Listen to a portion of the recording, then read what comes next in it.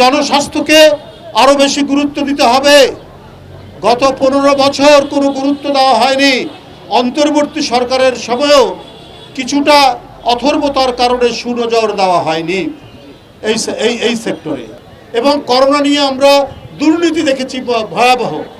করোনার জন্য বরাদ্দ চাল, গম, তেল তৎকালীন ক্ষমতাসীন চেয়ারম্যানদের বাড়ির খাটের নিচে, চৌকির নিচে পাওয়া গেছে।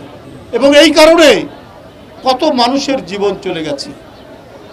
আজকে জনগণের দ্বারা নির্বাচিত সরকার, জনাব তারেক রহমানের সরকার, এই সরকার অত্যন্ত উদ্গ্রীব, এই সরকার অত্যন্ত কর্মতৎপর এবং কর্মতৎপর সরকার। তাদের এই সরকারের অঙ্গীকার বাস্তবায়ন হয়েছে। ভোটের কালি মুছতে না মুছতেই অঙ্গীকার বাস্তবায়ন হচ্ছে। কিন্তু জনস্বাস্থ্যকে আরো বেশি গুরুত্ব দিতে হবে। গত 15 বছর কোনো গুরুত্ব দেওয়া হয়নি। অন্তর্বর্তী সরকারের সময়ও কিছুটা অথর্বতার কারণে সুনজর দেওয়া হয়নি এই সেক্টরে। তো সুতরাং বর্তমান জনগণের দ্বারা নির্বাচিত সরকারকে অতি দ্রুত এই হাম মোকাবেলায় কাজ করতে হবে। গত মার্চ থেকে আপনার 12-13 মার্চ থেকে এপ্রিল পড়েছে, এর মধ্যে 138 জনের জীবন চলে গেছে। হটস্পট রাজশাহী, চাঁপাইনবাবগঞ্জ, ময়মনসিংহ। এটা এক ধরনের হাম বা মিজল এমার্জেন্সি ঘোষণা করে কাজ করতে হবে স্বাস্থ্য মন্ত্রণালয়কে।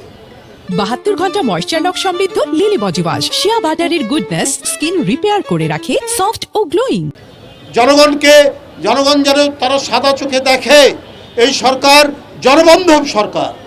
সেই পদক্ষেপগুলো নিতে হবে। শিশুর প্রাণ এ মানুষকে অত্যন্ত কাঁদায়। শিশুর প্রাণ এটা মানুষের হৃদয়কে ভেঙে দেয়। যেখানে শিশু মারা যাচ্ছে 24 ঘন্টায় সারা দেশে 7 জন শিশু মারা গেছে। কেন? এটা শোনার সাথে সাথে গোটা জনগোষ্ঠীর হৃদয়ের মধ্যে করুণ কান্নার ধ্বনি উচ্চারিত হয়। এটা স্বাস্থ্য মন্ত্রণালয় এবং জনস্বাস্থ্যের সাথে যারা জড়িত রয়েছেন সবাইকে দ্রুত গতিতে এই পদক্ষেপ নিতে হবে। কারণ এটি একটি নির্বাচিত সরকার, এটি একটি কর্মতৎপর সরকার। বন্ধুরা আমার, বলা হয়েছে স্বাস্থ্যসেবায় বিজ্ঞান, অর্থাৎ বিজ্ঞানের সাথে আমাদের থাকতে হবে। বিজ্ঞান আমাদেরকে এই জিনিসই শেখায়, সেটি হলো সুস্বাস্থ্য এবং উন্নত মানের চিকিৎসা। বিজ্ঞানের কারণে আজকে আমরা চাঁদ থেকেও অনেক দূরে আমরা যেতে পারছে মানুষ। আজকেই সকালে পড়েছি একেবারে অনেক দূরে গেছে মহাকাশে। তাহলে এই হাম, এটা তো ব্রিটিশ আমল, তার অনেক আগে থেকে এই রোগের কথা আমরা দেখেছি, বিশেষ করে শিশুদেরকে আক্রমণ করে। এই হাম কেন নির্মূল হলো না এতদিন?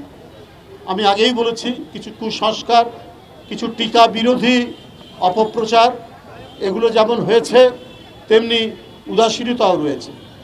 গত অন্তর্বর্তী সরকারও এটাকে সুনজরে দেয়নি, দ্রুত গতিতে পদক্ষেপ নেয়নি।